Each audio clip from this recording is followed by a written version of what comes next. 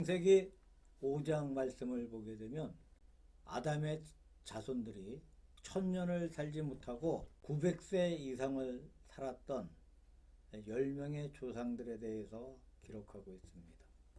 다시 말해서 10조상의 시대 또는 10고조 시대라는 제목으로 은혜를 받는 시간이 되기를 바랍니다.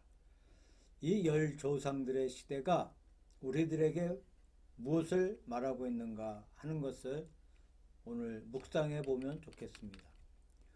오늘 서론이 좀 길어요. 서론을 먼저 말씀드리면 홍수 이전의 성도들에 대해서 생각해 보려고 합니다. 첫째로 아담의 후예요. 그들은 죄가 많은 민족이었어요. 아담의 아들 셋은 그의 아버지의 형상을 따라 태어났는데 본성의 신적인 형상은 아직도 남아 있었습니다. 고린도전서 11장 7절에 남자는 하나님의 형상과 영광이니 그 머리를 마땅히 가리지 않거니와 여자는 남자의 영광이니라. 순수한 인간적인 측면에서 볼 때에 상실된 것입니다. 두 번째로 장수한 민족이었어요. 그들의 놀라운 장수가 프리모스 호모의 근본적인 힘이든지 아니면 생명나무의 영향이나 샘족의 경건성의 영향이든지 간에 그와 같은 장수는 다음과 같은 특색을 보여주고 있었습니다. 첫째, 그들에게 자기의 개발과 가족 훈련의 최대의 기회를 제공하는 특권이었습니다. 세상에 대해서는 지식과 문화를 발전시키고 교회에 대해서는 세대를 거듭하면서 진리를 전달하는 방편이 되고 종교적 친교를 더욱 공고히 하는 수단이 되는 것입니다. 두 번째로 예상외의 특권이었다는 거예요. 특히 아담과 이브에게는 1000년 가까이 살 수 있는 특권을 부여하였습니다. 죄로 인해서 영원히 살 특권을 몰수된 상태이지만 그러한 장수는 놀라운 것이었죠. 이러한 장수는 족장에서 족장으로 계승할 때에 점점 단축되었습니다. 그렇다고 완전히 사라진 것은 아니었습니다. 세 번째로 은혜스러운 특권이었다는 거예요. 제2차적인 이유에 의해서 그렇게 된 것이 아니라 하나님의 무한한 긍휼이 기본이 되어서 그렇게 된 것입니다. 하나님은 그들의 마음과 그들의 믿음과 소망을 유지시켜 주기 위해서 여자의 후손을 주겠다는 약속을 하셨어요. 세 번째로 약속된 후손의 특권을 말씀하고 있는데 이 10명의 고대 조상들은 성도들의 특징이고 그들의 이름과 시대가 하나님의 교회에서 존귀케 되는 이유가 되는 것입니다. 그들은 여자의 후손과 연관이 있어요. 다시 말하면 그들은 왕이 올 것을 선포한 첫 번째 10명으로 된 전파자들이었습니다. 이들은 위대한 선지자, 제사장, 왕의 첫 번째 그림자이고 예표였을 것입니다. 자, 교회의 신앙이 기대했던 당사자들입니다. 이들의 이름 외에는 상세한 내용을 알 수가 없습니다. 그들이 전해준 의미에 대해서도 애매하고 불확실한 점이 있는 것이죠. 그런데도 이들은 예수 그리스도 안에서 만났던 역사의 특성이나 요점을 말해주고 있다는 겁니다. 우리가 아는 아담은 둘째 아담인 예수 그리스도의 예표입니다. 그런 의미에서 아담이라는 이름은 그 이상의 의미가 있는 것입니다. 첫 번째 순교자인 아벨은 형제의 손에 의해서 죽었습니다. 그것은 예수 그리스도를 예표한 것입니다. 아벨을 대신한 셋은 우리의 빈자를 채우고 우리를 대신할 자의 그림자였습니다. 로마서 5장 8절 참고하시기 바랍니다. 본질상 연약한 자인 에노스는 연약한 순 같고 마른 땅에서 나온 줄기 같다고 이사야 53장 2절에 말씀하고 있습니다. 소유라는 뜻을 가진 게나는 하나님의 은사였습니다. 고린도후서 9장 15절 참고하시기 바랍니다. 하나님께서 찬양이란 뜻을 가진 마할랄렐은 형제라 부르기를 부끄러워 아니하시고 내가 주의 이름을 내 형제들에게 선포하고 내가 주를 교회 중에 찬송하리이다. 히브리서 2장 11절에서 12절에 이렇게 고백한 인물이었습니다. 내려오다의 뜻을 가진 야렛은 하늘에서 온 자였고, 요한복음 6장 38절, 하나님과 동행하기 위해서 헌신되고 교육을 받은 에녹은 죽음을 보지 않고 옮겨졌습니다. 그의 백성을 위해서 자기를 거룩하게 하신 자, 요한복음 17장 19절 참고하시기 바랍니다. 자기를 거룩히 하신 자의 모형인 것입니다. 그 안에 지혜와 지식의 모든 보화가 감추어져 있느니라. 골로새서 2장 3절. 그는 자기 아버지에 대해서 내가 항상 그의 기뻐하시는 일을 행한다. 요한복음 8장 29절의 말씀처럼 말할 수 있는 자입니다. 그리고 그는 세상에서 자신의 신적 사명을 마치고 영광을 받으셨습니다. 사도행전 1장 11절 말씀. 무두셀라는 왕의 살이 날카로워 왕의 원수의 염통을 뚫는다는 시편 45장 5절의 노래를 부른 시인이었습니다. 다윗이 환상 중에 본 적이 있는 강한 청년, 젊은 자인 라멕은 이스라엘의 동조자로 일어나셨다. 시편 89편 19절에 이렇게 말씀하고 있습니다. 자, 안식이란 뜻을 가진 노아의 제사를 하나님은 기쁘게 받으셨다고 에베소서 5장 2절에 말씀하고 있습니다. 자, 지금까지 오늘의 제목인 10명의 고대 조상들에 대해서 잠깐 살펴보았습니다. 자, 이 10분의 고대 조상들은 첫째, 영혼과 현재와의 가독에 있었다는 거예요. 보통 나무들 수가 한 1000년을 산다고 합니다. 보통 우리나라에는 500년 된 나무들을 흔히 볼 수가 있고 또 1000년 가까이 된 나무가 있다고 듣습니다만, 그런데 사람의 수명이 나무의 수명과 맞먹을 만큼 많이 산다는 그런 세월이 오늘 본문 말씀에 기록되어 있습니다. 아담 이전에는 영원한 세상이었습니다. 하나님께서 영원한 세상에 계시다가 태초에 천지를 창조하심으로 시간과 공간의 시작이 이루어져서 지금의 세상이 시작되었습니다. 그 다음에 아담이 죄를 지음으로 말미암아 사람이 죄의 값으로 죽을 수밖에 없게 되었고, 그 다음에 노아의 대홍수 때 그들을 먼저 심판하셨는데, 노아의 홍수 이후에 6장 3절에 보게 되면 사람의 생명을 120년으로 한정하셨다는 말씀이 기록되어 있습니다. 그러니까 900세를 살았던 것은 노아 때로 끝나버리고 노아의 자손에게로 내려가면서 자꾸 수명이 감해져서 나중에는 현재 우리의 수명과 비슷한 수명으로 된 사실을 볼 수가 있는 것입니다. 그러면 아담 이전은 영원 세상이고 노아 이후는 120년, 그저 한 100년 사는 세월입니다. 그리고 현재 100년 세월과 영원 세월의 그 중간기에 열고조 시대가 있다는 거예요. 이것이 무엇을 말하고 있는 것입니까? 열고조 시대는 영원과 현재의 과도기적인 성격을 말해주고 있는 것 같습니다. 다시 말하면 하나님께서 사람을 지으실 때에 사람을 몇십 년 살다가 죽는 존재로 지으신 것이 아니고 영원히 살게 하신 것이 우리 인간 원래 창조된 모습인 것을 볼 수가 있고, 왜 인간이 하나님의 창조 목적대로 영원히 살지 못하는 것인가 하는 그 사실을 우리에게 말씀하고 있는 줄로 믿습니다. 사람은 하나님의 형상대로 지음을 받았습니다. 하나님의 형상은 여러 가지가 있습니다만 하나님의 정신적인 요소, 영적인 요소가 많이 있습니다. 진선미 다 하나님의 형상입니다. 진리도 하나님의 형상이고, 선한 것도 하나님의 형상이고, 아름다운 것도 하나님의 형상이고, 여러 가지 형상이 많이 있지만 이렇게 여러 가지 형상 가운데 으뜸가는 형상이 하나님의 영원성인 줄로 생각합니다. 자, 하나님의 대조가 바로 피조물들인데 피조물의 특징이 바로 유한성입니다. 날 때가 있고 죽을 때가 있고 어떤 정한 기간 내에 살다가 죽는 것이 우리 피조물들의 운명입니다. 그러나 우리 하나님은 영원한 하나님이십니다. 늙는 것도 없고 병드는 것도 없고 죽는 것도 없고 영원히 똑같은 상태에 계시는 하나님의 영원성이 바로 하나님의 형상에서 가장 크고 중요한 것인데, 그 하나님의 형상을 따라서 사람을 창조하셨을 때 사람은 모든 피조물 가운데 특제품에 속합니다.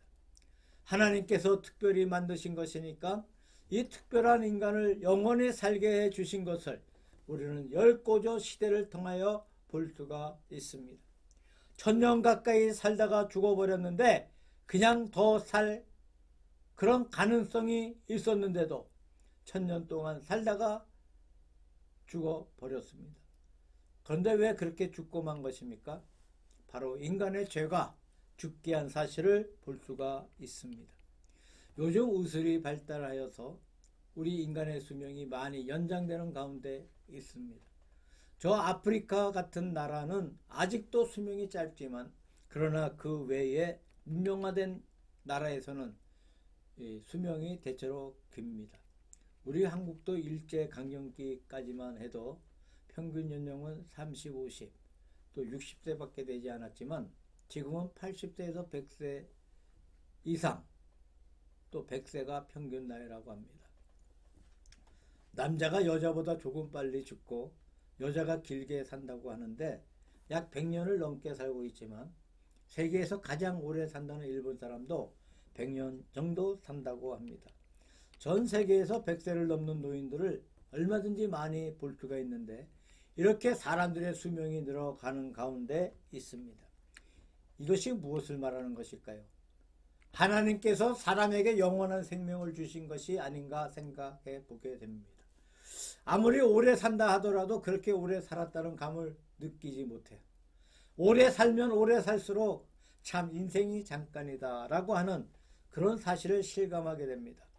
영국 속담에 일생이라는 것은 행복한 자에게는 너무나 짧고 불행한 자에게는 너무나 길다는 그런 말이 있습니다. 예를 들면 어떤 사람이 몇십 년을 병상에 있다면 참 지루하지 않겠습니까? 마찬가지로 몇십 년을 감옥에서 지낸다면 얼마나 지루하겠습니까?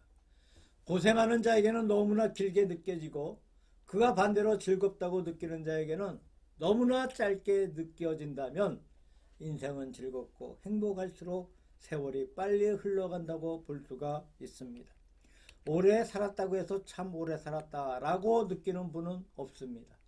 다들 너무 짧다는 그런 감을 느낍니다. 그런 말이 무슨 말입니까? 더 긴 삶을 바라고 있는 것이 인간의 본능입니다. 또 사람의 마음속에는 누구든지 영생을 바라는 마음이 있다는 거예요. 어떤 성경학자가 말하기를 영생이 있는 가장 좋은 증거는 사람의 마음속에 영생을 추구하는 것이다 라고 말했어요. 자, 사람의 마음속에 영생을 추구하는 것, 이 자체가 영생이 있다는 가장 좋은 증거라고 합니다. 사람이 어떤 것을 구하면 반드시 구하는 것이 있다는 증거예요. 사람은 증거 없는 세계를 구할 줄을 모릅니다. 구한다는 것은 그것이 있다는 증거입니다. 다른 모든 곤충이나 동물들의 세계는 사람과 비교해서 본다면 훨씬 더 못한 삶을 보내고 있지만 그들은 결코 그 이상은 구하지 않아요. 그 생활 속에 갇혀서 더 이상 구할 줄을 모릅니다. 거기서 만족하고 그냥 살고 있어요. 예를 들면 어떤 동물들이 오래오래 산다는 것을 구했다거나 훨씬 좋은 집에서 사는 것을 구했다거나 하는 그런 일이 없다는 겁니다.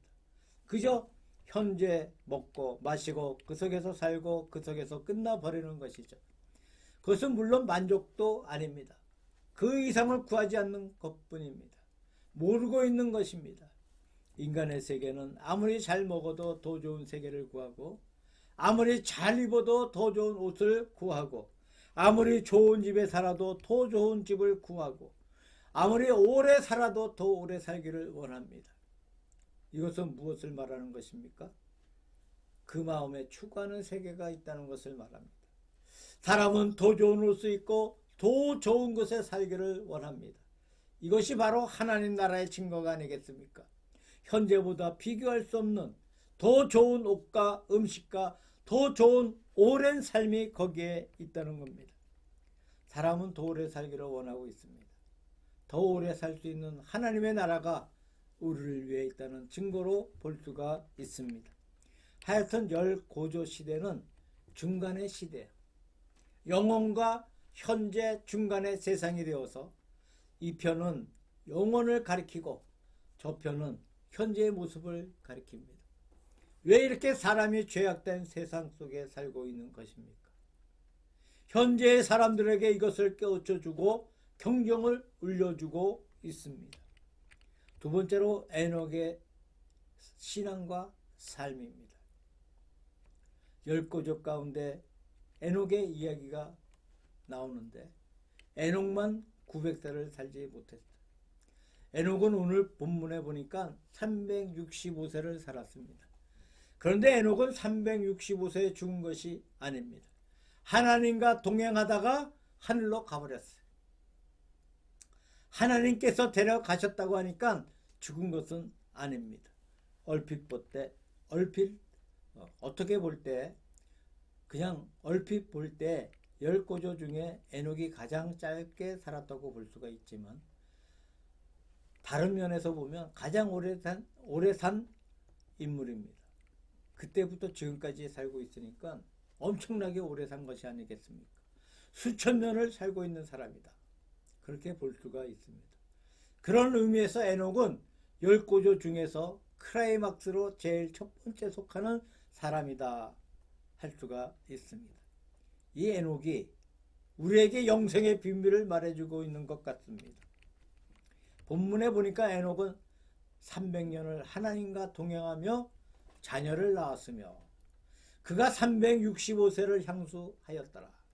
에녹이 하나님과 동행하더니 하나님이 그를 데려가심으로 세상에 있지 아니하였더라 라는 말씀이 기록되어 있습니다. 여기 에녹이 10가족 중에서 가장 크라이막스의 시기인 이분이 어떤 삶을 산 것입니까?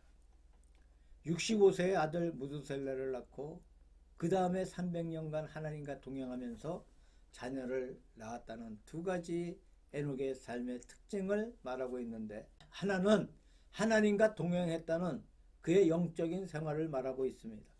하나는 자녀를 낳았더라는 그의 육적인 생활을 말하고 있습니다. 그래서 에녹은 두 가지 생활을 다 건전하게 보낸 분이었습니다. 에녹이 하나님과 동행하였는데 거기에 365라는 세월이 있습니다. 이 숫자는 외우기가 참 좋습니다. 1년의 날수가 365일입니다. 에녹이 산 수가 1년의 날수가 똑같습니다. 그러니까 참 외우기 좋죠.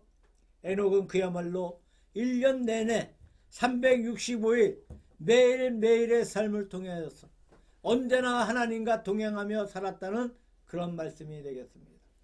진정한 영적인 생활인 줄로 믿습니다.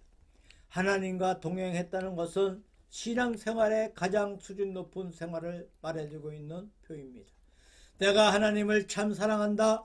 내가 하나님을 잘 알고 있다. 내가 하나님을 잘 믿고 있다.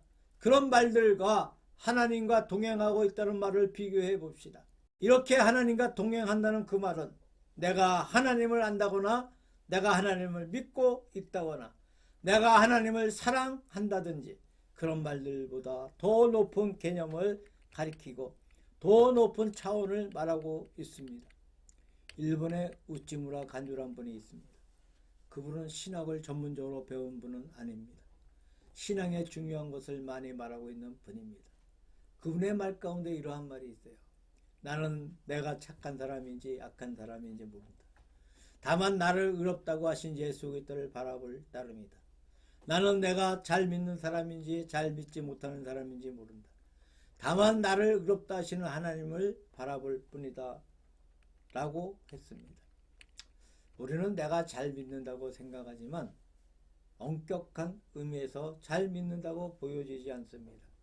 예를 들면 효자가 있는데 나는 참 효자다 하는 효자가 있다면 진짜 효자가 아니겠지요. 난 우리 아버지 어머니에게 잘하고 있다. 난 진짜 효자다. 그렇게 마음에 생각한다거나 그렇게 남에게 자랑한다거나 한다면 그것이 진짜 효자겠습니까?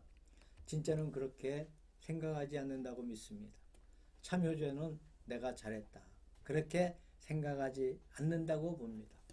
물론 그렇게 못했다는 것도 생각하지 않겠지요. 이것이 진짜 효자라고 봅니다. 자, 하나님을 잘 믿고 있다. 그것도 좋지만 그것이 진짜 경지가 아니라는 겁니다. 내가 하나님을 사랑하고 있다. 그것도 문제점이 있다고 생각됩니다. 참으로 하나님을 잘 믿는 사람은 자기의 잘 믿는 것을 느끼지 못하는 사람입니다. 참으로 하나님을 사랑하는 사람은 자기가 하나님을 사랑하는 것을 느끼지 못할 줄로 믿습니다. 자기 아들을 사랑하는 어머니가 있는데 자기가 이 아이를 극진히 사랑한다는 것을 느끼겠습니까? 그것을 못 느낀다는 겁니다. 사랑의 도취가 되어 있는데 언제 그것을 느낄 수가 있겠습니까? 그것이 무엇이냐 하면 주와 더불어 같이 사는 것이라는 겁니다. 주와 더불어 같이 있는 것입니다. 이것이 잘 믿는 증거예요. 사랑하는 증거입니다. 잘 아는 증거라고 그렇게 말할 수가 있습니다. 에녹은 하나님과 동행하였다고 했습니다. 신앙의 경지는 하나님과 동행하는 것입니다. 우리가 단순히 주를 믿는데 만족해서는 안 됩니다. 주님과 동행해야 합니다. 단순히 주님을 사랑하는데 만족해서는 안 됩니다. 주님과 동행해야 합니다. 우리가 언제 주님과 동행할 수 있습니까? 아담이 하나님 앞에 죄를 범했을 때, 하나님의 계명을 어겼을 때 도망가서 숨어버렸어요. 동행하지 못한 겁니다. 도망쳐 숨어 있으니까 하나님께서 오실 때에 반가이 맞이할 수 있어야 동행할 수 있는데 도망쳐 가버렸으니까 동행할 방법이 없습니다. 하나님과 동행하는 사람은 죄를 지을 수가 없는 사람입니다. 참으로 하나님의 뜻대로 사는 사람입니다. 모든 일에 하나님께서 지시하는 대로 사는 사람입니다. 세상에 아무리 좋은 것이 있다 하더라도 하나님을 떠나서 살 수 없는 이런 분이 하나님과 동행한다고 믿습니다. 자기의 모든 삶에서 주님을 가장 높이고 주님의 뜻대로 살려고 애쓰는 생활이 주와 더불어 동행하는 생활입니다. 또 하나님과 동행하면서 자녀를 낳았다고 말씀하고 있습니다. 하나님과 동행한다고 해서 독특하게 이상하게 산 것도 아닙니다.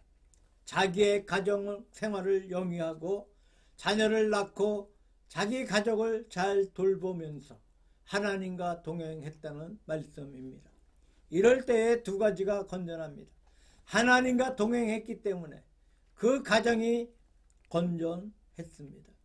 가정생활을 충실히 하기 때문에 하나님과 동행하는데 부끄럽지 않았습니다. 우리가 가정을 잘 돌보지 아니하고 자기 가족을 올바로 돌보지 못한다면 하나님 앞에 면목이 없다고 믿습니다. 가족은 하나님께서 내게 맡겨주신 사람인데 그 의무를 다하지 못할 때 주님 앞에 잘못하고 있다는 겁니다.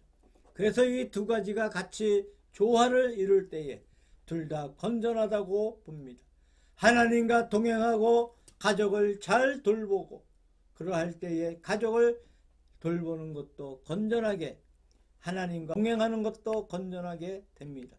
이렇게 우리의 신앙생활과 우리 육신의 가정생활이 하나님 앞에 건전하게 살아가야 한다고 생각합니다. 세 번째로 말씀드리고 싶은 것은 영원한 세계의 증거라는 거예요. 열고조 시대에는 1000년 이상을 산 분이 없어요. 930살을 산 분이 있고 910년을 산 분도 있고 에녹의 아들 무드셀라가 가장 오래 살았는데 969세를 살았어요. 그래서 그분이 가장 오래 산 분입니다.